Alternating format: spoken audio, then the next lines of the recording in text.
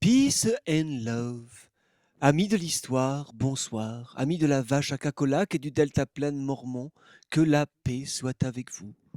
Ou avec toi, si t'es tout seul à regarder. L'année passée, je me suis penché sur la vraie fausse histoire que notre ami Fernand Nathan a pris le temps de nous remplir la tête avec, avant même que l'on puisse développer le moindre sens critique. Et quoi qu'en disent les sceptiques, n'importe qui est capable de connecter deux neurones par l'intermédiaire d'une synapse peut se rendre compte que notre ami Fernand avait un biais.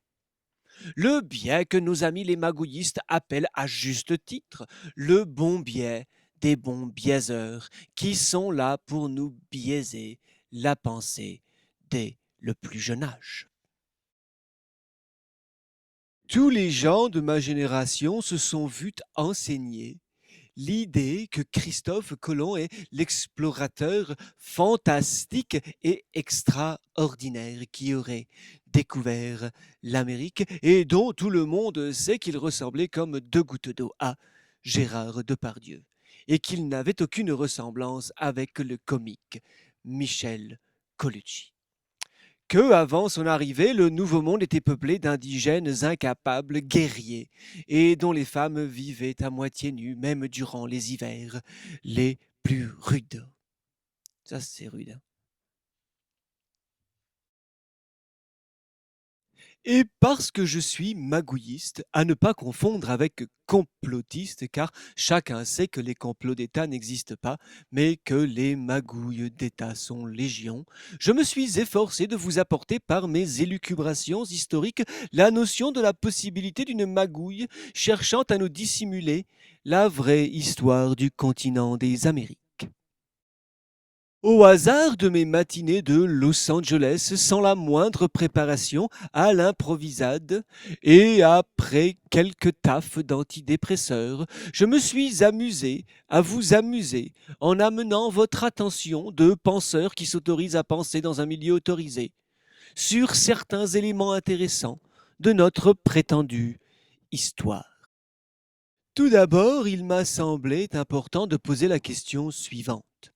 Pourquoi, dans notre analyse historique, plus on va dans le passé, moins on peut contester la version officielle? Oh non, pas que l'on ne puisse pas avoir avec un prétendu docteur d'endoctrinement travaillant dans une université une conversation contradictoire sur les différences des habitudes vestimentaires de telle ou telle autre époque définies par notre ami Fernand Nathan, mais plutôt que la populace bien conditionnée semble complètement hermétique au questionnement fondamental de l'histoire.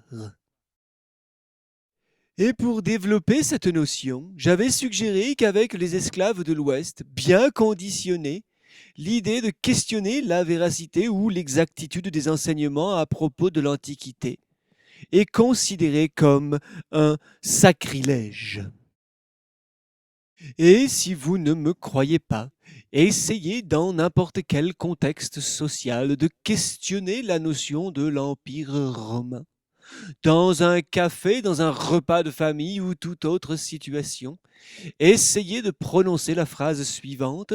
Je crois que la notion d'Empire romain est une fabrication que l'on doit à un jésuite chronologiste du XVIe siècle nommé Joseph Scaliger.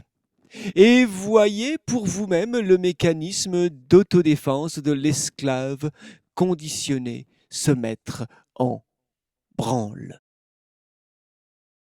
Et je peux comprendre mes amis esclaves qui ont perdu tout leur dimanche après-midi à étudier l'histoire pour ne pas avoir une mauvaise note et qui, par voie de conséquence, se sont vus élevés au statut de bon élève, parfois même premier de la classe, grâce à leur aptitude à répéter une version de l'histoire que le maître ou la maîtresse avait dû répéter avant eux pour se voir attribuer le dit statut de maître ou de maîtresse. Pour faire simple, dès notre plus jeune âge, on nous conditionne à apprendre que si tu donnes la bonne réponse durant un examen scolaire, tu deviendras quelqu'un.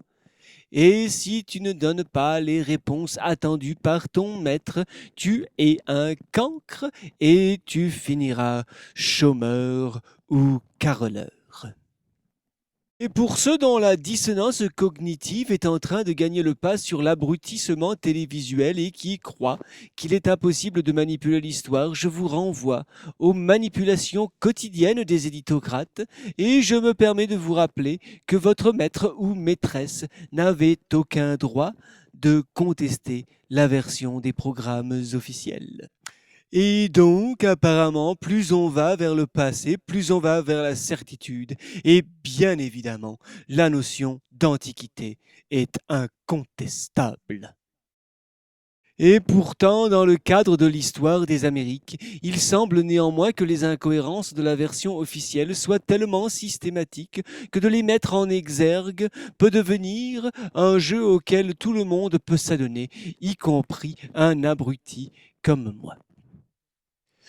Comment, en effet, les colons américains ont-ils fait pour construire sur une terre vierge et non civilisée des villes qui rivalisent en termes de génie civil avec les plus grands joyaux architecturaux de l'Europe? On est en droit de se demander. Si ces chefs-d'œuvre urbains furent les premiers accomplissements de cette nouvelle vague de civilisation, alors pourquoi détruire parfois moins de 20 ans après leur construction ces fabuleux édifices? Est-ce grâce au génie américain que les pionniers furent capables de construire partout sur le territoire des cathédrales rivalisant avec les plus beaux joyaux de l'ancien monde? Que dire enfin de la végétation que l'on trouve autour de ces édifices? Car si l'on peut facilement mentir sur le temps qu'il aurait fallu pour construire une cathédrale couverte de granit massif, j'aimerais rappeler tout de même qu'il n'est malheureusement pas possible de mentir sur le temps qu'il faut aux arbres pour pousser. Cette nouvelle série d'élucubrations historiques a plusieurs objectifs. Tout d'abord, réveillez chez vous, mes amis magouillistes, le désir de faire votre propre recherche, afin de voir pour vous-même que notre histoire pourrait être beaucoup plus récente qu'on ne veut nous faire croire. Et que nous ne sommes pas les descendants de singes guerriers, mais les enfants d'une civilisation mondiale et pacifique, et que, à cause d'une série d'événements catastrophiques naturels ou provoqués, nous sommes aujourd'hui réduits en esclavage par une classe dirigeante qui nous garde dans un état d'amnésie. Cette nouvelle série de leçons historiques a pour but d'essayer de décrire ce que pourrait être notre vraie histoire. Le but ultime de ces vidéos étant de vous amener à observer votre propre dissonance cognitive, avec l'espoir que vous ferez l'effort d'une réflexion sur vous-même pour constater l'effet ô combien pervers de l'endoctrinement dont nous avons et dont nous faisons toujours l'objet. Amis de l'histoire de la vache à cacolac et du deltaplane mormon, j'espère vous retrouver très bientôt